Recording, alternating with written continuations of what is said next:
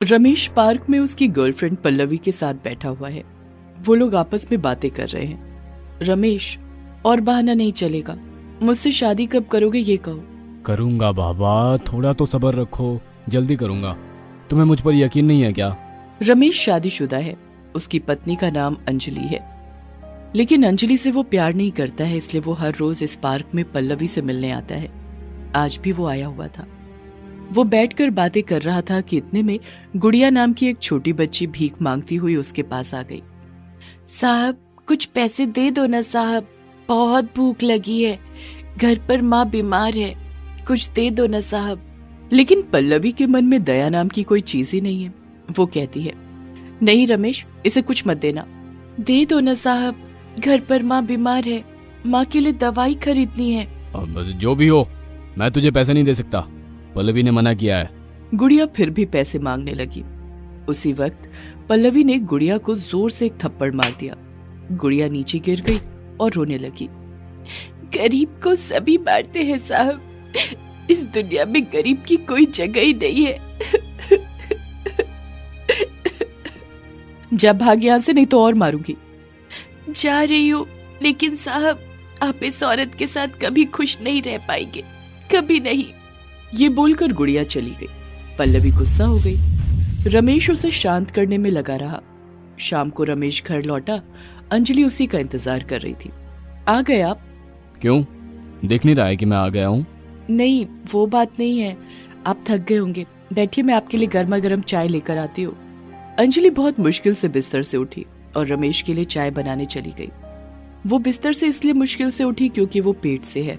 उसका 5वां महीना चल रहा है और इसी बात से रमेश परेशान है। पता नहीं बच्चा हो जाने के बाद क्या होगा, इस घर से निकल पाऊंगा या नहीं। उस तरफ गुड़िया उसकी झोपड़ी में लौटी। पूरा दिन भीख मांगकर उसे जितना भी पैसा मिला था वो सब लेकर वो दवाई की दुकान पर गई और अपनी माँ के लिए दवाई खरीद लिया। आ गई बेटी? हाँ माँ, ये लीजिए आपकी दवाई। अब इन सब दवाइयों का क्या फायदा बेटी, मैं वैसे भी जाने वाली हूँ, उससे अच्छा कुछ पैसे अपने लिए भी बचा ले। ये सुनकर गुड़िया रो पड़ी। वो अभी बच्ची है, माँ के अलावा इस दुनिया में उसका कोई नहीं है। अगर वही चली जाएगी तो उसका क्या होगा, ये सोचकर गुड़िया हर रोज रोती है। उसके मन में अपनी माँ को बचाने की जिद बढ़ जाती है, इसीलिए वो हर रोज भीख मांगती है। ऐसे ही कुछ महीने बीत जाते हैं। अंजलि की डिलीवरी का वक्त आ जाता है और अंजलि की एक बेटी होती है। अंजलि बहुत खुश होती है, लेकिन पल्लवी रमेश से कहती है, तुम्हारी बेटी हुई है ना, यही मौका है अंजलि से पीछा छुड़ाने का। पल्लवी और रमेश शादी कर लेते हैं और रमेश घर आता है। अंजलि अपनी नवजात बेटी को दूध पिला रही थी। रमेश और पल्लवी को एक साथ देखकर वो चौंक जाती है। ये क्या, ये कौन है आपके साथ? मेरी पत्नी है। पत्नी, हम दोनों ने आज ही शादी की है। शादी? लेकिन मैं हूं ना आपकी बीवी। फिर भी क्यों? क्योंकि तुझे बेटी हुई है बेवकूफ, आज से इस घर में तेरी कोई जगह नहीं है। ये सुनकर अंजलि रो पड़ती है। वो गिड़गिड़ाती है, लेकिन उससे कोई फायदा नहीं होता। रमेश अंजलि को धक्के मारकर बाहर फेंक देता है। आह! धक्का देने के कारण अंजलि के सर में चोट लग गई और उसके सर से खून निकलने लगा।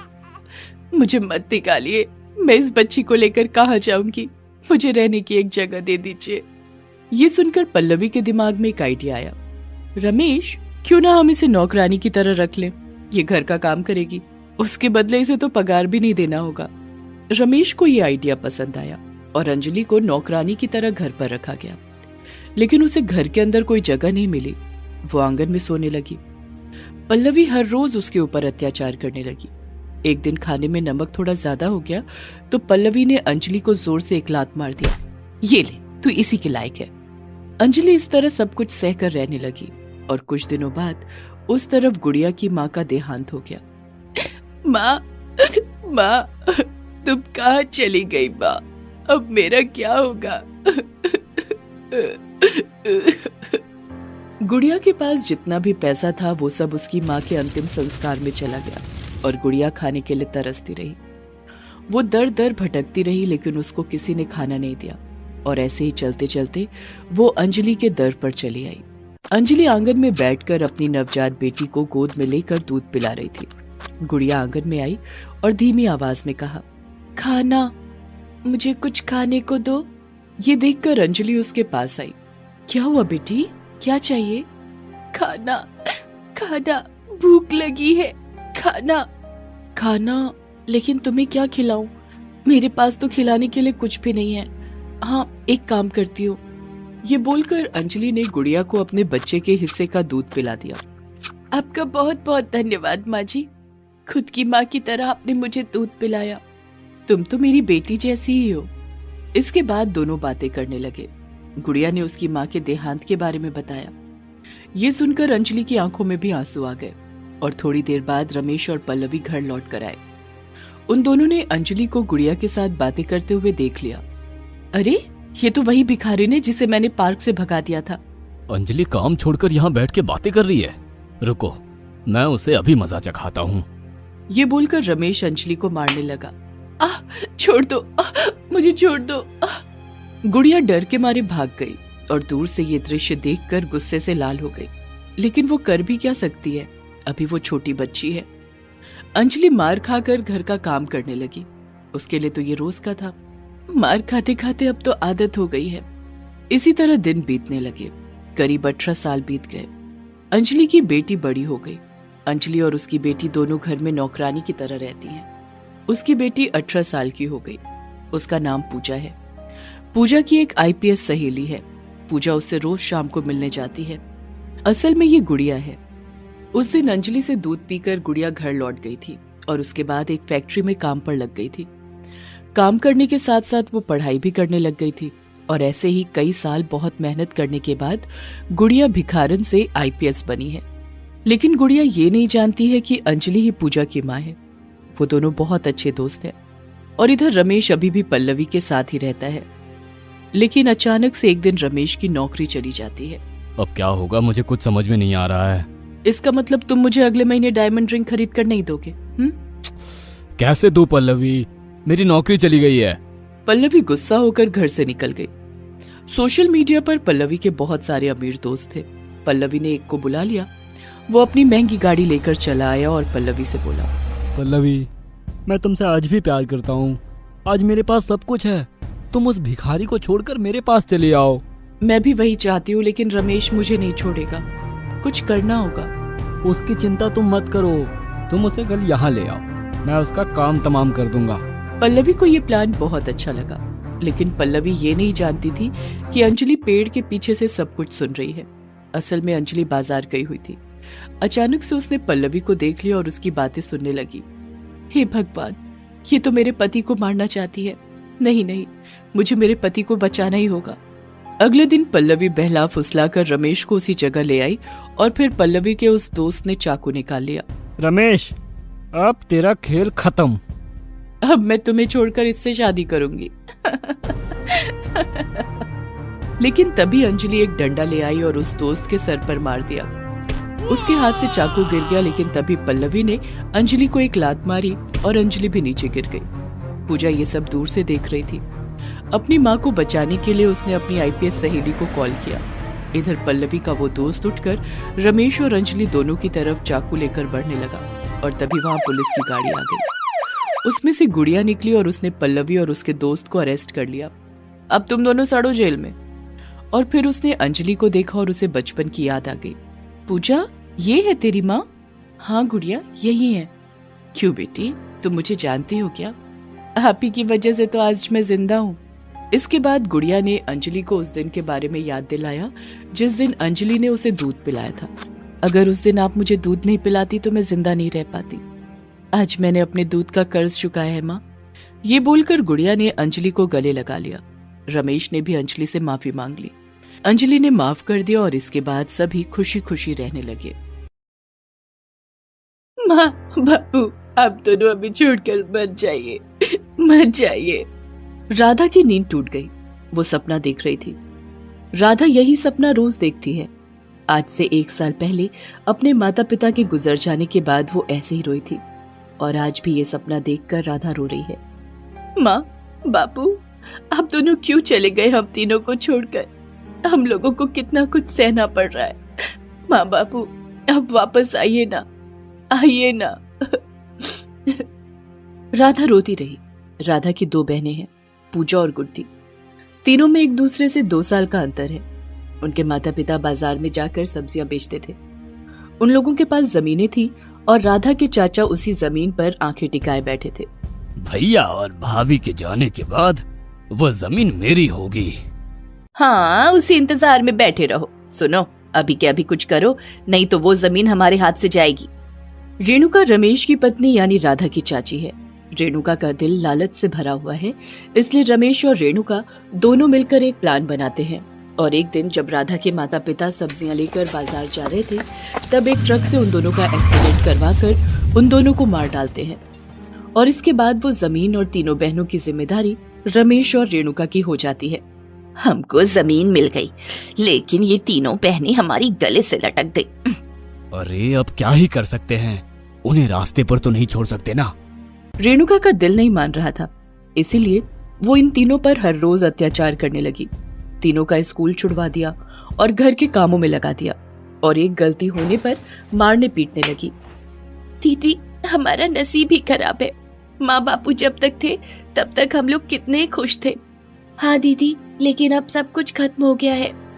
राधा सबसे बड़ी है, इसलिए उन दोनों को हौसला देने के लिए उसने कहा, कुछ खत्म नहीं हुआ बहनों, सब कुछ ठीक हो जाएगा, देख लेना। राधा के मन में अभी भी उम्मीद की किरण है। ऐसे ही ठंडी का मौसम आ जाता है और आज इतनी ठंड में राधा बिना कंबल के ही सोई हुई थी। सपना देखकर उसकी नींद टूट गई और उसे बहुत ठंड लगने लगी। कितनी ठंड है आज, हमारे पास तो एक चद्दर तक नहीं है। कैसे बिताऊं ये ठंड का मौसम। अपनी दोनों बहनों को पकड़कर राधा फिर से सो गई। सुबह होने में अभी 1 घंटा है, लेकिन तभी रेणुका वहां आई और उसने एक बाल्टी ठंडा पानी उन तीनों के ऊपर डाल दिया। ठंडे ठंडे मौसम में बहुत मजे से सो रहे हो तुम तीनों। घर का काम क्या तुम लोगों की मरी हुई माँ करेगी? जाओ, काम पर लग जाओ। तीनों ठंड के मारे कांपने लगे। कांपते हुए वो लोग बाहर गए और काम करने लगे। चारों तरफ अंधेरा ही अंधेरा है। रेणुका भी तीनों को जगाकर सो गई है, लेकिन इन तीनों को अभी काम करना ही होगा, नहीं तो उनकी चाची उन्हें मारेगी। वो तीनों ठंडे ठंडे पानी से बर्तन धोते हैं, कपड़े धोते हैं और फिर सारा काम खत्म करने के बाद वो तीनों खाना खाने बैठते हैं। तभी रेणुका आ जाती है। हाँ हाँ, तुम्हारे बाप का माल है ना, पूरा दिन बस ठूसते रहो तुम तीनों। ये तुम्हारे बाप का घर नहीं है, समझे? रेणुका तीनों को खाने नहीं देती है। ऐसे ही दिन बीतते जाते हैं और एक दिन रात को जब राधा कुछ काम से अपने चाचा और चाची के कमरे के बाहर जाती है, तब उसे उन दोनों की बातें सुनाई देती हैं। इन तीनों को खिलाते खिलाते मेरी पॉकेट खाली हो रही है। इसीलिए तो मैंने एक प्लान बनाया है। आज रात का खाना ही उन लोगों का आखिरी खाना होगा। इन लोगों को मैगी खाने का बहुत शौक है ना, आज रात में इन लोगों की मैगी में छिपकली मिला दूंगी। ये सुनकर राधा बहुत डर जाती है। ये सच है कि तीनों को मैगी बहुत अच्छी लगती है। गर्मा गर्म मैगी मिल जाए तो इन तीनों को और कुछ भी नहीं चाहिए होता है। लेकिन रेणुका आज रात की मैगी में छिपकली मिलाने वाली है। ये बात राधा ने जाकर अपनी 2 बहनों को बताया। सभी बहुत डर गए। इतने में रेणुका ने तीनों को खाने के लिए बुलाया, लेकिन राधा ने जवाब दिया, नहीं चाची, आज भूख नहीं है। तो क्या खाना बर्बाद होगा? ये ले और चुपचाप खा ले। ये बोलकर रेणुका ने तीनों को छिपकली वाली मैगी थमा दी और तभी राधा ने दोनों बहनों से कहा, बहनों फेंक दो इस मैगी को और भाग चलो यहाँ से। तीनों ने मैगी फेंक दी और दौड़कर भाग गए। रेणुका ने तीनों को पकड़ने की कोशिश की, लेकिन वो नहीं पकड़ पाई। अच्छा ही हुआ, तीनों को और नहीं झेलना पड़ेगा मुझे। वो तीनों भागते हुए बहुत दूर चले गए। रात के 12 बज गए और तीनों थके हारे एक पेड़ के नीचे रुक गए। दीदी, बहुत थक गई हूँ, भूख लगी है, प्यास भी लगी है। हाँ दीदी, मुझे भी। लेकिन राधा भी क्या करेगी बेचारी, उसके पास पैसे नहीं है। राधा बैठकर रोती रही। तभी वहां से एक औरत अपना ठेला लेकर गुजर रही थी। उसकी गोद में एक नवजात बच्चा था और वहीं पर 2 आदमी बैठे हुए थे। अरे वो देख, वो औरत बच्चा लेकर जा रही है, उससे बच्चा छीनकर भाग चलते हैं। ये बोलकर उन दोनों आदमियों ने उस औरत से बच्चा छीन लिया और बच्चे को गोद में लेकर भागने लगे। अरे कोई बचाओ, मेरे बच्चे को बचाओ। राधा ने ये देखा, अरे वो लोग उस बच्चे को लेकर भाग रहे हैं, हमें उस बच्चे को बचाना ही होगा। ये बोलकर तीनों बहनों ने उन दोनों पर पत्थर मारना शुरू किया और उनके पीछे भागने लगी। उस आदमी ने बच्चे को तालाब में फेंक दिया और वो दोनों भाग गए। तभी राधा ने दौड़ते हुए तालाब में छलांग लगा दी और उस बच्चे को बचा लिया। वो औरत बहुत खुश हुई। उसका नाम अंजलि है। तुम बहुत बहादुर हो बच्ची, तुमने आज मेरे बेटे की जान बचाई। लेकिन तुम यहाँ इतनी रात को क्या कर रही हो? तब राधा ने सब कुछ बताया। सब कुछ सुनकर अंजलि की आंखों में आंसू आ गए। तुम्हारी चाची कितनी बुरी है। तुम तीनों को भूख लगी है ना? रुको, मैं तुम तीनों के लिए मैगी बना कर देती हूँ। अंजलि ठेले में मैगी ही बेचती है। आज भी वो मैगी बेचकर ही घर लौट रही थी। उसने तीनों के लिए गर्मा गर्म मैगी बना कर दी। तीनों ने मैगी खाई। वाह चाची, आपकी मैगी तो बहुत स्वादिष्ट है। हाँ चाची, हमें भी ऐसी मैगी बनाना सिखा देंगी? हाँ हाँ, क्यों नहीं, तुम तीनों मेरे साथ मेरे घर चलो। अंजलि तीनों को अपने घर ले गई। वहां जाकर उन लोगों ने देखा कि अंजलि का पति बिस्तर पर सोया हुआ है। मेरे पति को एक बीमारी है, ठीक करने के लिए बहुत पैसे चाहिए, इसीलिए मैं मैगी बेचकर पैसे इकट्ठा कर रही हूँ। वो पुलिस में नौकरी करते थे। ठीक हो जाने के बाद वो फिर से पुलिस की नौकरी कर सकते हैं। मुझे जितना जल्दी हो सके इनका ऑपरेशन करवाना पड़ेगा। चाची, हमने आपको चाची कहा है, इसका मतलब ये हमारे चाचा हुए। क्या हम मैगी बेचने में आपकी मदद कर सकते हैं? हाँ हाँ, क्यों नहीं। वैसे भी मुझे सब कुछ अकेले करना पड़ता है। तुम तीनों हेल्प कर दोगी तो बहुत अच्छा होगा। अगले ही दिन से तीनों काम पर लग गए। गुड्डी अंजलि के बेटे को संभालती रही और अंजलि के साथ राधा और पूजा ठेला लेकर मैगी बेचने निकल गए। मैगी तो ठीक ठाक बिकी, लेकिन राधा ने देखा कि आसपास और भी 2-3 लोग मैगी बेच रहे हैं। घर लौटकर राधा ने अंजलि से कहा, चाची, वहाँ सभी मैगी बेचते हैं, हमें कुछ स्पेशल करना होगा, तभी हमारी मैगी और ज्यादा बिकेगी। लेकिन मैगी को लेकर और क्या कर सकते हैं? बहुत कुछ कर सकते हैं चाची, जैसे कि चॉकलेट मैगी। मैंने खाई है, बहुत स्वादिष्ट होता है, और उसमें नारियल का फ्लेवर हो तो मजा ही आ जाएगा। ये आइडिया अंजलि को बहुत अच्छा लगा। अंजलि ने हाँ कर दिया। अगले दिन राधा ने कुछ ताजे नारियल खरीदे और ठेले पर नारियल चॉकलेट मैगी बनाने लगी। आइए आइए, स्पेशल नारियल चॉकलेट मैगी खाइए, आइए आइए। ऐसी अनोखी मैगी के बारे में सुनकर सब लोग खाने चले और सभी ने एक एक प्लेट मैगी ली। अरे वाह, ये तो बहुत स्वादिष्ट है। हाँ हाँ, कुछ नया भी है, और ऐसी मैगी तो मैंने जिंदगी में कभी नहीं खाई। और लीजिए न चाचा, और लीजिए। हाँ हाँ, मुझे और एक प्लेट दो। ऐसे बहुत ज्यादा मैगी बिकने लगी। कुछ ही दिनों में अंजलि के पास बहुत पैसे जमा हो गए और अंजलि ने अपने पति का ऑपरेशन करवा लिया। उसका पति राजीव ठीक हो गया और ठीक होकर राधा, पूजा और गुड्डी को गले लगा लिया। ये सब तुम तीनों की वजह से ही हो पाया है। तुम तीनों भी हमारी बिटिया हो। हम सब हमेशा एक साथ रहेंगे। राधा, पूजा और गुड्डी की भी आंखों में आंसू आ गए। उन लोगों के माँ बापू के मर जाने के बाद पहली बार किसी ने उनसे इतना प्यार किया है। सभी एक साथ रहने लगे। राजीव पुलिस की नौकरी में वापस चला गया और इन लोगों की नारियल चॉकलेट मैगी और ज्यादा फेमस होने लगी। धीरे धीरे करके उन लोगों ने एक मैगी की दुकान खड़ी कर दी। लेकिन उनके चाचा और चाची को जब ये बात पता चली तब वो लोग जलने लगे। वो तीनों हम लोगों से भी अमीर हो गए हैं। नहीं, मैं ये नहीं होने दे सकती। दोनों ने एक प्लान बनाया और एक रात को उन तीनों को मारने के लिए रमेश और रेणुका हाथ में चाकू लेकर उनकी दुकान पर पहुंच गए। दोनों ने चाकू निकाल लिया। हमें मत मारिए चाची, चाची हमने आपका क्या बिगाड़ा है? लेकिन वो दोनों कोई बात सुनने के मूड में ही नहीं थे।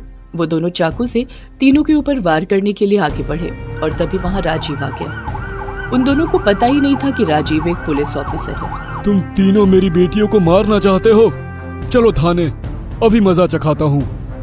राजीव ने उन दोनों को गिरफ्तार कर लिया और जेल के अंदर दोनों को बहुत डंडे पड़े। उन दोनों को आजीवन कारावास की सजा मिल गई और राधा, पूजा और गुड्डी अपने नए माता पिता के साथ खुशी खुशी जीवन बिताने लगे। दोस्तों, आप हमारे चैनल को जरूर सब्सक्राइब करें